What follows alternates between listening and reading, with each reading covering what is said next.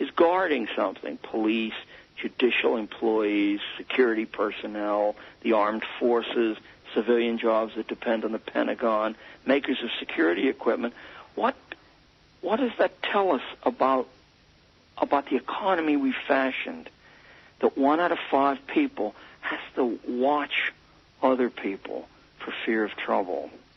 You are listening to New York City schoolteacher John Taylor Gatto. What's the only way out for our children? Stay tuned to KPFK, Los Angeles.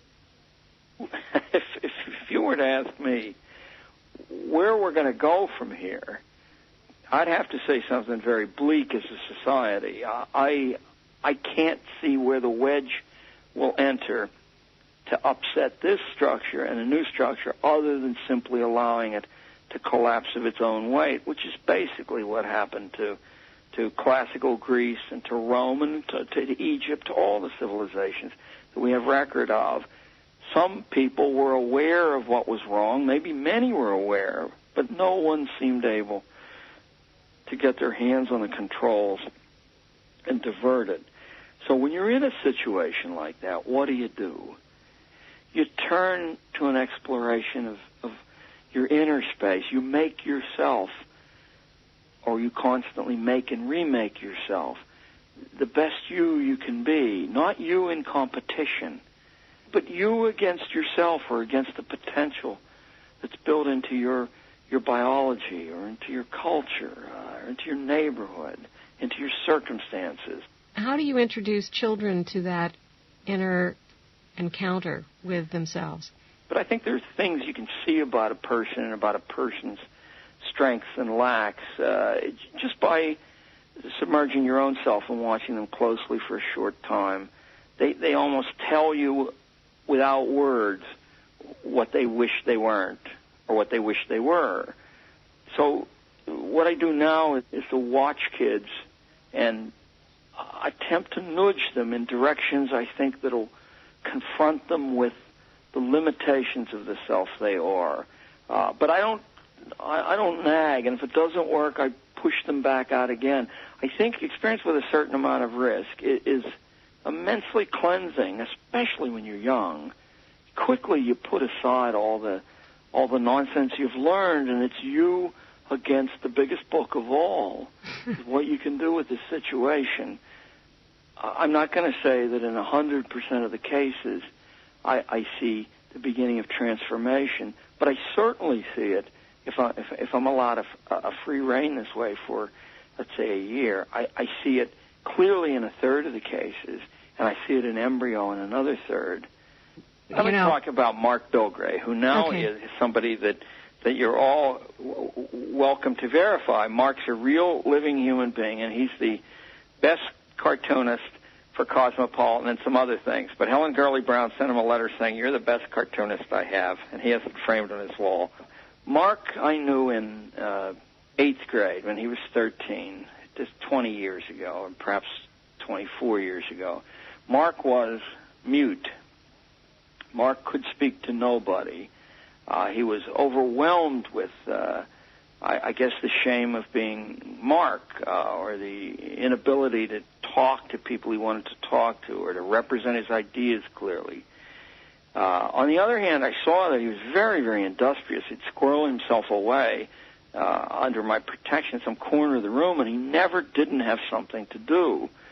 He didn't hang out vacantly.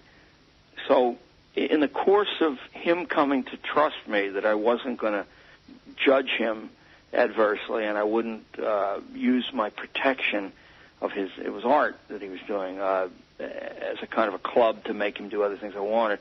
As he came to trust me, he said, "What do you think I ought to do?" I said, "Mark," I think you're in the most desperate situation that a human being can be in, because your inability to talk to anybody else is going to cost you comrades and companions, and it'll cost you someone to love almost certainly, and the price it's going to exact from you is so great, and yet how to climb that mountain, I said, is so far out of the range of my understanding at your age. I mean, I know it's tough, I said, and I know that you're not going to be able to do it gradually. And he said, well, what would you do? I said, look, I said, at this time, the Improvisation had recently opened in New York City, and the owners of the Improvisation, the Goodmans, I believe their name were, lived in my building, so I knew about these clubs.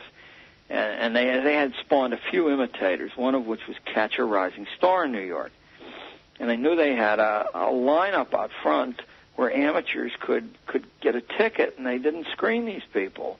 They'd get to go on amateur night and try to entertain a nightclub audience. So I said, Mark, why don't we put together a comedy routine, and you'll go on the stage and Catch a Rising Star. You'll sit in line all day long, and you get a ticket, and you go on stage. I said, and the people will be furious that you're so bad. I said, they will be. I said, but I'll get a table at ringside with my wife and a few friends, and we'll laugh outrageously, and we'll clap our hands while all the other people are booing and throwing sandwiches at you. And what you'll see is the worst that can happen isn't very bad.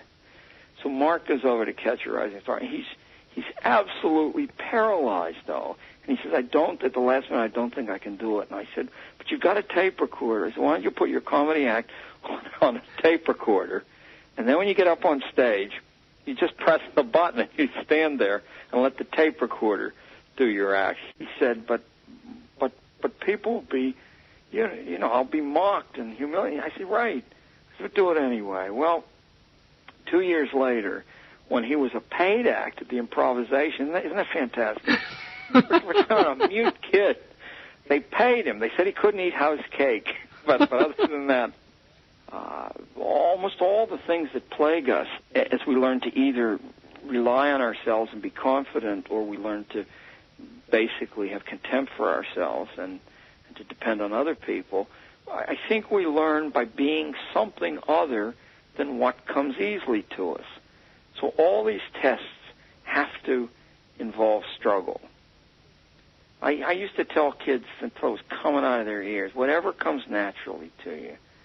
I said, just don't do it all, because you don't need any more practice with that. If I had a kid who could handle himself very well in argument by the time he was in 8th grade in class, I'd take him aside and I'd say, don't raise your hand in class anymore, because you've mastered that lesson.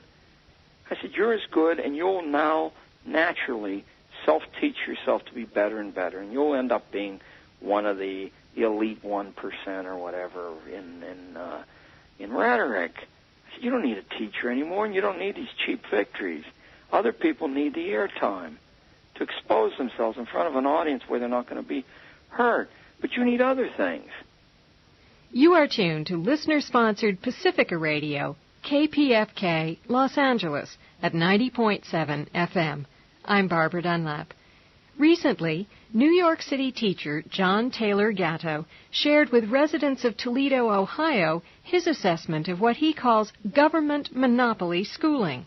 In his view, the ongoing national debate about subject matter, teacher training, and school funding misses the real issue. What are we teaching our children now? 7 deadly lessons, says Gatto. Do they sound familiar to you? The first lesson I teach is confusion. I teach the unrelating of everything. I teach the orbiting of planets, the law of large numbers, slavery, adjectives, dance, gymnasium, assemblies, surprise guests, fire drills, computer languages, parents' nights, staff development days, guidance with strangers you may never see again, standardized tests.